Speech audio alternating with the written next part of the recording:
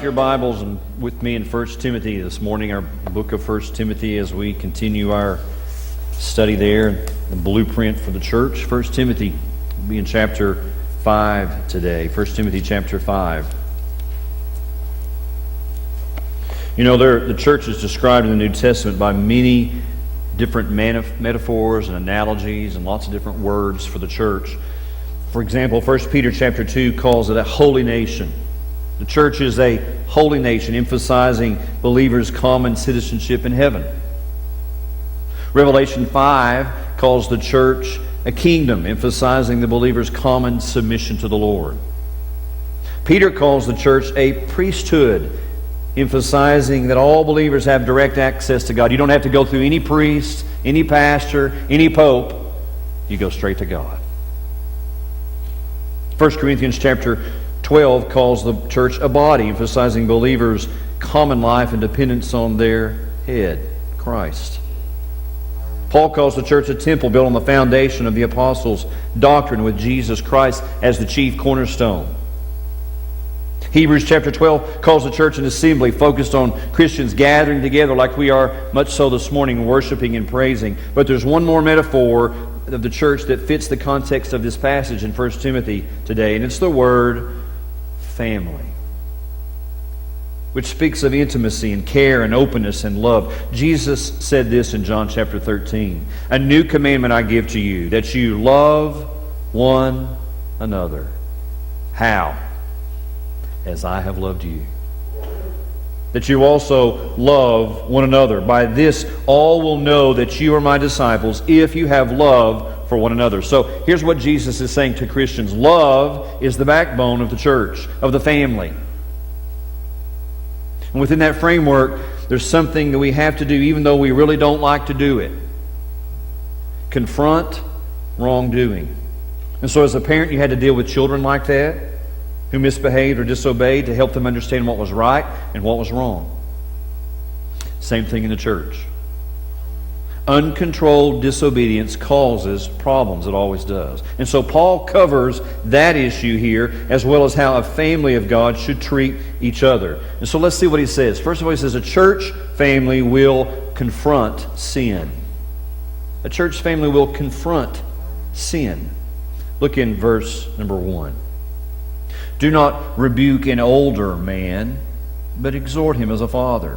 Younger men as brothers, older women as mothers, younger women as sisters, with all purity. There's sin going on in the church. Timothy was counseled to confront it head on. Here's what rebuke means. It means a strong or sharp criticism or disapproval. Exhort means to strengthen by coming alongside to hold up one who is weak. So you've got to do, he says something about rebuking, and then he says something about exhorting. Both of those there in that passage. But he was told to handle different people in different ways. For example, if you have to discuss sin with an older man or woman, it should be done as you would discuss it with your father or with your mother. That is, with this utmost respect and honor.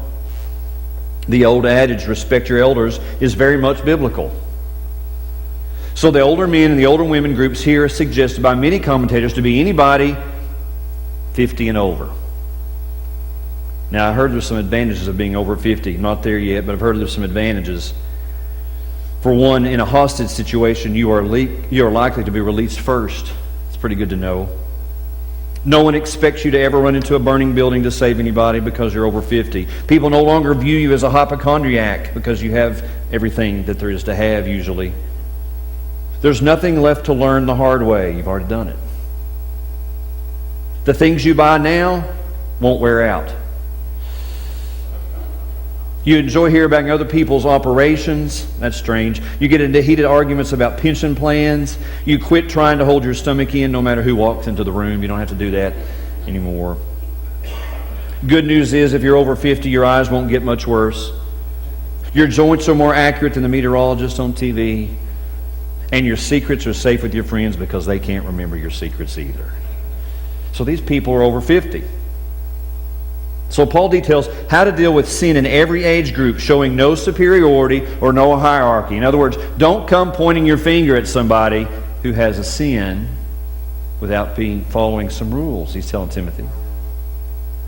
Timothy, you can rebuke the younger ones a little more directly, a little bit less gently. But the older ones, the older people, be careful in how you do that. So sin sometimes has to be confronted in the church. The New Testament lays out a clear way to handle a church member who's living in sin. As a matter of fact, Jesus tells us in Matthew 18, he says, moreover, if your brother sins against you, go and tell him his fault between you and him alone. Did you hear that? You don't go telling everybody else. You go to your brother first. You go to the one who's sinning against you. You don't go spreading gossip and spreading rumors. You go to the one who you have an issue with. If he hears you, Jesus said, you've gained your brother. But if he will not hear, take with you one or two more, that by the mouth of 2 or 3 witnesses every word may be established. And if he refuses to hear them, then tell it to the church. But if he refuses to even hear the church, let him be to you like a heathen and a tax collector. Did you know our church has done that very thing? I made a copy of our minutes from 1863. And there's one from 1866. I hope there's no one of these families still in the church, but there was a lady named Harriet and a lady named Mary, and they had some issues. Let me just read these. These are really interesting. They're handwritten, and so it's going to be hard for me to see it. But June 2nd, 1863, the case of Harriet Dethridge was taken up after the sermon. The report of the committee called for and received, and the committee discharged this. In view of the charge and the report of the committee, Harriet Dethridge is placed under the censure of this church. The church then appointed 2 gentlemen to cite her to attend church reception tomorrow and answer to her charge. Now, they haven't told us the charge yet. So they meet again, June the 3rd, 1863. The church met, and after preaching, they opened their door for new members.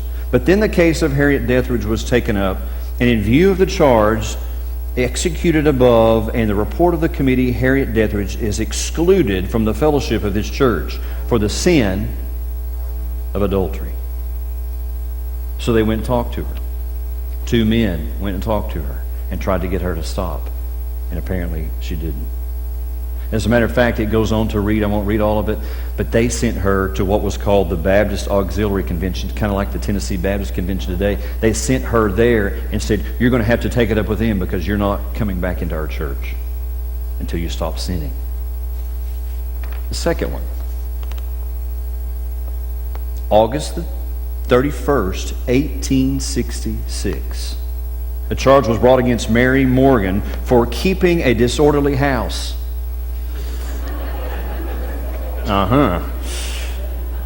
I thought that one would get your attention more than the first. I couldn't resist. This is really interesting. Whereupon brother and sister so-and-so were being called on to state the substances as follows. Here's what was going on at Mary's house. That drinking of spirituous liquor, which was brought to her house, and dancing, accompanied with the use of profane language, and such like condemned, it was acted upon in her house by men who frequently visited her house at night, which Mary not only permitted, but seemed to, and I can't read that last word, so it's agree with, I guess. Mary Morgan, being present in the church on that Sunday, was called on to speak and asked whether the above statement was true or not. And they stated the substance, that the whole of the above statements in relation to the charge was, what she says, utterly false. Every word of it, she said. But she went on to state that on a certain night when that couple said there were 10 men in her house, there was only 7, there were just 7 there, not 10. And acknowledged that they did have liquor and that there was one who was drunk and that she believed there was some dancing going on, but that she endeavored to make them go off from her house. In view of the above charge and statements relation to the same, Mary Morgan is excluded from the fellowship of this church for the sin of keeping a disorderly house. Wow. You first thought it was talking about keeping your house dusty, didn't you? They were bold back then. They stood for the purity of Christianity. What if we did that today? What if we called some people up front and said, "You're sin, we need to confront it. It's been told to us that you've been doing this or that you've been doing that." Boy, the exits would open wide. Because we're all guilty of sins. But why do we take those so nonchalantly? We don't want Sister so-and-so to hear what we did, but it's okay that we can just kind of play it off with God. We don't think it's important for God, but listen, God knows everything that you've ever done, everything that you've ever thought, everything that you've ever said. So we need to be serious about our sin with God. And so Paul told Timothy, confront the sin, confront what's going on in the church. Why? Because we're going to give account to God one day. So here's my challenge to you. Confront your own sin. If you have something going on in your life, deal with it and resolve it between you and God. Now, if you need help with a sin, if you need help with an issue, go to one of your brothers or sisters in Christ, and they'll help you. Secondly, Paul tells Timothy to care for seniors. Care for seniors. Look what he says in verse 3. Honor widows who are really widows. Honor the widows. He speaks specifically here about widows. A widow is defined as one whose husband is dead. She has suffered a major loss emotionally, financially. The church must honor them by showing respect and care and support. There's a cool story when Jesus did this very thing. Luke chapter 7, verse 11 through 17, that Jesus went to a city called Nain, and many of his disciples went with him, and a large crowd followed. And when he came near the gate of the city, behold, a dead man was being carried out, the only son of his mother, and she was a widow. So here's a widow about to bury her son, her only son. A large crowd was with her in the city. There were the mourners with her. And when the Lord saw her, he had compassion on her, and he said, "Do not weep." And then he came and he touched the open coffin. And those who carried the body stood still. And Jesus said this, "Young man, I say to you, arise." So he who was dead sat up and began to speak, and he presented him to his mother. This last phrase goes without saying. Then great fear came upon all, and they glorified God, saying, "A great prophet has risen among us, and God has visited his people." And this report about him went through all Judea and the surrounding region. Jesus did the ultimate. He helped that mother by giving her son back to her so she would have some means of support. Now, you can't do that, and I can't do that either. But I think Christians should care for all senior adults. We have to look after them. We have to help them. We have to give them assistance. Now, I'm not talking about just going to mow their grass. I'm talking about helping them with some complicated things. You know how complicated insurance is today, and how some seniors need some help with that. Or errands, or groceries, or maybe walking them through some financial issues that they're dealing with. I heard about a local news station somewhere, not here, but was interviewing an 80-year-old lady simply because she had just gotten married for the 4th time. The interviewer asked her questions about her life, what it felt like to be married again, getting married again at 80. And then he asked her about her husband's occupation. She said, what's your new husband do? And she said, "Well, he's a funeral director." He said, "Well, oh really? What did your first 3 husbands do?" She replied, "The first husband was a banker. The second husband had been a circus ringmaster. Her third husband had been a preacher, and now she married a funeral director."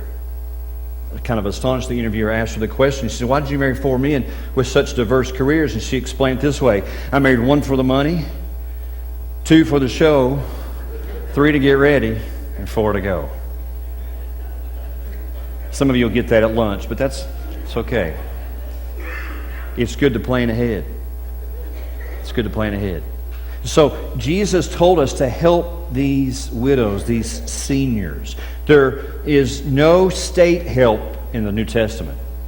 There is no allowance for bereavement. There's no Social Security. There's no insurance. There's no pension. And so you're really left to fend for yourself. And so we see the early church coming alongside those widows and taking care of them. Now, there's 4 different kinds of widows here that Paul tells Timothy about. You know, you think about that, well, widow is a widow is a widow, but that's not true. First, the widows in need. Look at verse 3, what he tells Timothy. Look at verse 3. Honor widows who are really widows. Look at verse 4. But if any widow has children or grandchildren, let them first learn to show piety at home and to repay their parents, for this is good and acceptable before God. Now she who is really a widow and left alone trusts in God and continues in supplication and prayers night and day. Skip down to verse number 9. Do not let a widow under 60 years old be taken into the number, and not unless she has been the wife of one man, well reported for good works. If she has brought up children, if she has lodged strangers, if she has washed saints' feet, if she has relieved the afflicted, if she has diligently followed every good work. Widows, first group, those who are really in need. Those who are really had some financial or material help, they needed it from the fellowship. But there were some requirements. She was to be godly. She was to be a woman of prayer. She had to be over 60, and she had to be all alone. Her family wasn't there. And then there's widows with children and grandchildren. He touches on that in verse 4, but look down at verse 16. If any believing man or woman has widows, let them relieve them, and do not let the church be burdened, that it may relieve those who are really widows. The apostle is very clear that a widow with children or grandchildren should be cared for by the children and grandchildren. The parents have contributed immeasurably to their children, and so it was time for the children to repay the parents or the grandparents. God had it all set up. In fact, the Apostle Paul goes so far as to say that if a person doesn't provide for his own family in verse 8, that he has denied the faith and he's worse than an unbeliever. That's pretty strong. If you don't care for your own family, then you're worse than an unbeliever. But then there's younger widows. Look down at verse 11. But refuse the younger widows, for when they have begun to grow wanton against Christ, they desire to marry, having condemnation because they cast off their first faith. And besides, they learn to be idle, wandering about from house to house, not only idle, but also gossips and busybodies, saying things which they ought not. Therefore, I desire that the younger widows marry, bear children, manage the house, give no opportunity to the adversary to speak reproachfully, for some have already turned aside after Satan. Paul said there's some women should remarry, and the new husband, he's responsible for her welfare, not the church. The fourth group, widows who are living for pleasure rather than living for the Lord. Verse 6, we saw it. She who lives in pleasure is dead while she lives. The word pleasure here means living in luxury. In other words, the thought is she has no concern for others or for God. And so to sum up this section, the principle is this: if the family can provide for the widows, they should. If there's no family to provide for, then the older widows may be supported by the church. If they are godly women devoted to serving Christ. If they're all living for pleasure, the church has no responsibility for them. Very interesting passage about the widows. The final thing a church family should do is to commend shepherds. Commend shepherds. Now we're about to talk about the pastor. It's strange for your pastor to talk about your pastor. So just ignore me for a few minutes and listen to the Apostle Paul talk. Just pretend I'm not up here. A lot of you, that's easy to do. So we're given some ways to honor and respect the elders and the leaders in the local church. So commending shepherds. He says in verse 17, we are to give them financial support. Let the elders who rule well be counted worthy of double honor, especially those who labor in the word and doctrine. For the Scripture says, you shall not muzzle an ox while it treads out the grain, and the laborer is worthy of his wages. So elders is the name given, we saw a few weeks back in the New Testament, about church leaders. The idea is they are experienced, established, mature leaders, mature men. Remember, we also saw that the word pastor, elder, and bishop are all interchangeable in the New Testament. But they focus on one person or one group of people leading the church. to teach people the Bible, to empower members to serve, to focus on God's plan and such like that. The qualifications were in chapter 3. So in these verses we learn that there were two kinds of elders in the New Testament church. There were servant leaders. There were volunteer positions is what they are, much like what our deacons would be today. They work full-time jobs during the week,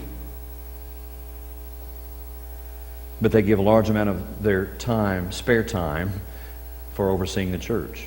And it's all done on a volunteer capacity and with no financial remuneration. Lots of sacrifice and multiple blessings from God. And then there are paid leaders. There were some elders who were called and gifted to lead the church full time. And for these elders, their primary calling as leadership and guidance and protection in growing the church. And so the New Testament teaches that this should be primarily done by those in the assembly with pastoral gifting.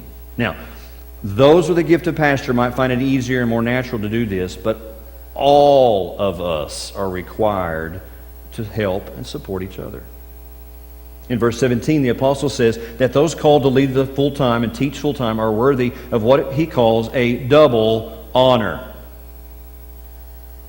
Now, I don't think Paul's saying they deserve double the salary of the elders, and after all, the other elders were paid zero. Remember, they're volunteers, so 0 times 0 is still 0. That's not what he's talking about. He talks about a double honor. An honor of two different kinds, I think, here. Two different honors. An attitude of honor because of the time and sacrifice that they give in shepherding the assembly. And because the role they play in leading the church. Because those whose calling is communicating the Bible full time, he says, are worthy of the church's financial support. That's the second kind. That's where we get the word honorarium, which is a sum of money paid to somebody for a service. So two double honors, two different things there in verse 17. An honor of attitude, of respect, and an honorarium, as he calls it. So to support these two things, Paul doesn't stop there. He goes on and says two different illustrations. Like a good preacher, he gives two illustrations. The first one is from the Old Testament. In verse 18, he quotes from Deuteronomy chapter 25, verse 4, when he says that simple phrase, "You shall not muzzle an ox while it treads out the grain." Is he talking about a pastor? Well, right there he's talking about an ox. What's an ox doing? In the ancient world, farmers would bring an ox into the threshing floor where they harvested their wheat. An ox would then trample the wheat with its hooves, thereby separating the wheat from the chaff so it could be harvested. The Old Testament law forbids a farmer from putting a muzzle on an ox as he's trampling that. Why? So he can eat a little. Let him have a little of what he's doing. Let him have a little of his labor. He's benefiting from his labor. Paul is saying that elders, pastors, church workers are like the oxen. That's not a very flattering picture, but he's not talking about the looks. He's talking about teaching that the ox has a right to benefit from its labor. So does the church leader, is what he's saying. Second illustration is from the New Testament. The words of Jesus from Luke chapter 10, verse 7. He said this, "The laborer is worthy of his wages." The laborer is worthy of his wages. What is he talking about? He's talking about a day laborer. The word labor here refers to a day laborer hired by a farmer to go out and work in the fields. A worker who has earned their daily pay. A day laborer. A few years ago we went on a mission trip to Charleston, South Carolina, and there were all kinds of people ready to go work out into the fields, into the tomato fields, waiting for somebody to pick them up in the back of the truck and take them out into the fields to hire them just for one day. And so he says, the laborer is worthy of his wages. If a plumber's been working at your house all day, I assume you'll pay him. If a mechanic's been working on your car all day, I assume you'll pay him. If a gardener's been working in your garden all day, I assume you will pay him. If a preacher's been working all day to prepare a sermon or lead and working all kinds of affairs in the church, he too should be paid. That's what Paul's saying. But he also says something else. We should commend shepherds with fair treatment. Verse number 19. Look what he says down at verse 19. "Do not receive an accusation against the elder except from 2 or 3 witnesses. Those who are sinning rebuke in the presence of all, that the rest may fear. I charge you before God and the Lord Jesus Christ and the elect angels that you observe these things without prejudice, doing nothing with partiality." So he's saying, I say that you commend them with fair treatment. He says, from his financial support, he changes to accusations and allegations against church leaders. The apostle says no accusation against an elder is to be considered as true unless the accusation comes from two, at least, witnesses.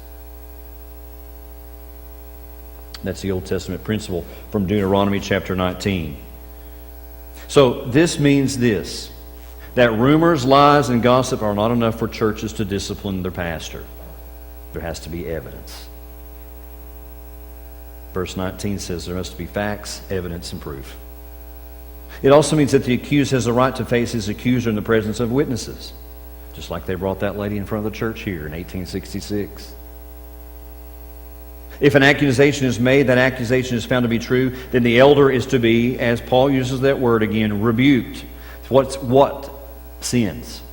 Because the one who stands before you is a sinner. Every pastor is a sinner. But I think the sins Paul has in mind are in verse 20, talking about not every mistake every individual is prone to, but specific sins. The sins that disqualify him from being an elder or leader in the church. They're listed in chapter 3. An elder must be faithful to his wife. If an elder of a pastor is not faithful to his wife, he needs to be rebuked.